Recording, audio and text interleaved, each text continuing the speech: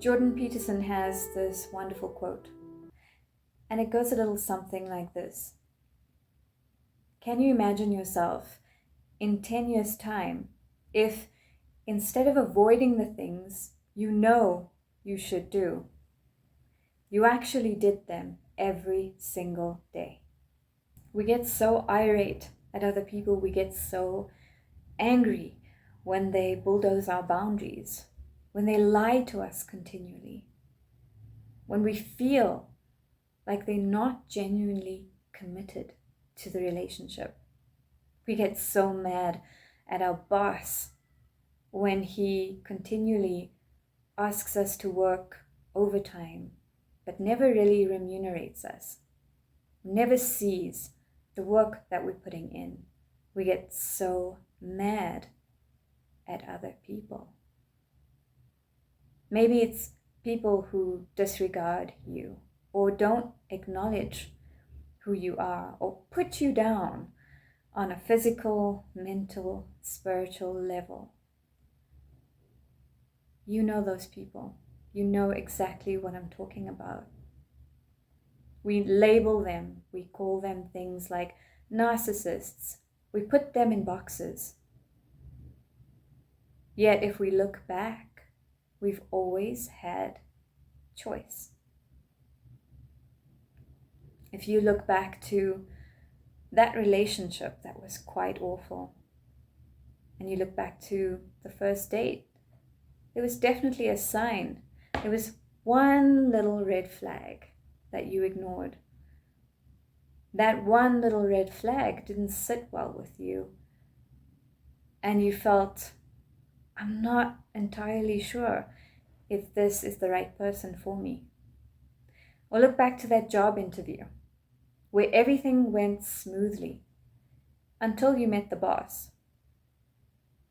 And there was just something about him that felt a little bit off. You know exactly what I'm talking about. That's the voice of your intuition, your internal guidance system. Now, we choose to either listen to that guidance or we disregard it completely. And what it is basically information coming to us from the outside, information from our environment, information from the people that we surround ourselves with. We choose to either listen to that voice, to that guidance system, or disregard it completely. And if we've silenced it over time, we've probably learned that. We've probably learned that we cannot trust our inner voice. If you're someone who's been taught to only self-abandon, trusting yourself may be a little bit tricky. If you've been taught that other people are more important than you are, or maybe you were responsible for a parent growing up, or maybe you were responsible for your entire household growing up, your focus has been predominantly outside of yourself. So you've been putting the emphasis on your environment and other people more so than yourself. And once you start training that focus back to yourself, you start improving your relationship with yourself. And thereafter, you start trusting yourself a little bit more. This was certainly the case for me. And I had many lessons until I came to the realization that I cannot continue to self-abandon because it was destroying my life. I felt like I didn't have a solid ground to stand on. And that solid ground, that foundation, was me. I self-abandoned continually, but I didn't even know that I was doing this until I really started taking an audit of my life and my past relationships and noticing patterns, noticing trends. And then I started seeing the wound through which the self-abandoning behaviors were coming through. And I started healing that wound. And through the healing of that wound, I started feeling this sense of wholeness that I've never felt before. And I started committing to the things I said I was going to do. If I said I was going to wake up at 5 a.m., I would wake up at 5 a.m. And I started becoming the person that I could actually trust in my life. And I started having this sense of integrity. And I can only tell you, from there, my confidence levels have soared. And I started speaking out more and allowing myself to feel and allowing myself to rest. I started feeling like I was emitting light. And that's been a really beautiful journey for me. And I thought I'd share a little bit of that with you. Now, this may or may not be very easy for you to do, but we've got to stop putting blame outside of ourselves. We've got to stop making other people responsible for where we're at with ourselves, where we're at in our lives. It is not their responsibility. Our choices are not their responsibility. And that's the starting point. We've got to get really honest with ourselves about where we've been in our lives with our relationship with ourselves. We've got to take stock of our decisions and our indecisions, where our life is and where we're wanting to move it. And this requires brutal honesty with yourself. And a lot of people aren't willing to do that. Why? Because truth is painful. And I get it. I've been there. When you're at a place where you're in so much pain and you think it's because of someone outside of you or a situation outside of you and it's completely out of your control, there's usually some sort of pain, actually deep pain, that we're in avoidance of. And I get it. Lifting the lid off that box is like opening Pandora's box. There are layers upon layers of pain. Possibly addiction that you'll have to face, or you'll have to go back into your childhood and reevaluate the relationship you had with your parents, or have a look at what your relationship to money has been, or your relationship to work. It goes deep into our core, and that can be scary. That can be scary because all that pain is overwhelming to feel. But we unpeel it layer by layer. It's the most courageous, brave act that you ever undertake. It's by actually going deep within yourself and having a look at things that you've not wanted to look at before. And this is how you really start taking your power back, because you stop placing the blame outside of yourself for why your life is where it is, why you feel the way you do about yourself. And in doing so, you start learning that you can actually trust yourself, that you can actually come home to yourself, where you belong. And from that point, you stop self-abandoning, or you start practicing the act of not self-abandoning. So how do you start not abandoning yourself? How do you start building more trust with yourself? Here are 4 things you can do. Number 1, you have to be willing to feel your pain. Take the blindfolds off. And if it's difficult to look at your life as a whole, maybe take the last disastrous relationship you had and quantify it. Put it down on paper. Write down all the patterns that you've seen in that relationship. Compare it to other relationships that you've had. Notice if there are some correlations or some overlaps that you experience. Start at a point. This is a cliche term, but I'm going to say it anyways. The feeling of it is the healing of it. And the more open you are to actually embracing your own pain and your own emotion, the more you alchemize it, the more you bring your attention to it.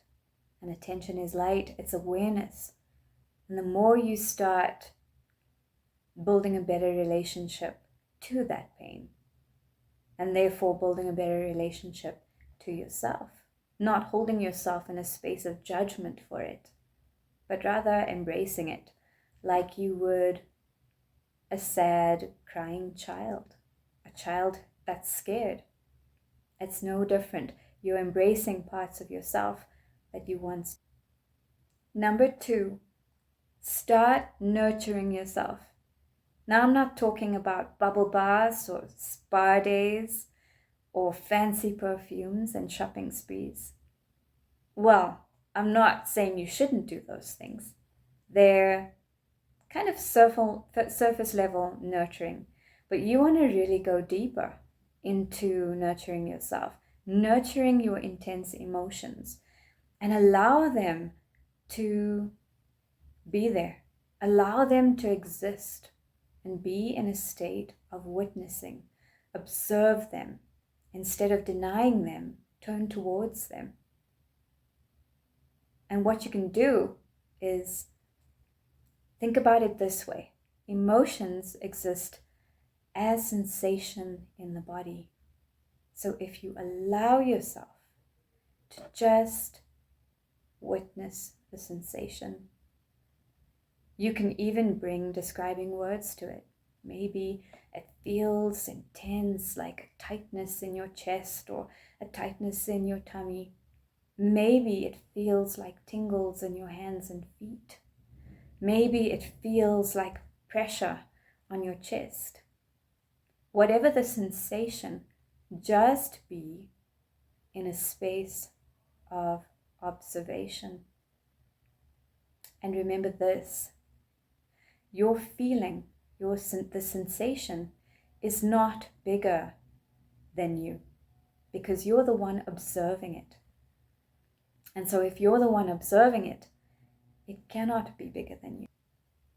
Number 3, do a self-audit of every area of your life. What does that mean? It means analyzing all your relationships, looking at your relationship with money, looking at your close relationships, your relationships with family. Where are your boundaries? Do you find it easy to say no? Or do you find yourself constantly saying yes to things you know you shouldn't say yes to? Do you feel like there's an equal exchange in your relationships? Or are you the one that's constantly giving without any reciprocation from the other person? What is your relationship like with money? Do you spend easily, or do you hold on to things? Do you hold on to money? Is money difficult to come by? What are your relationships like?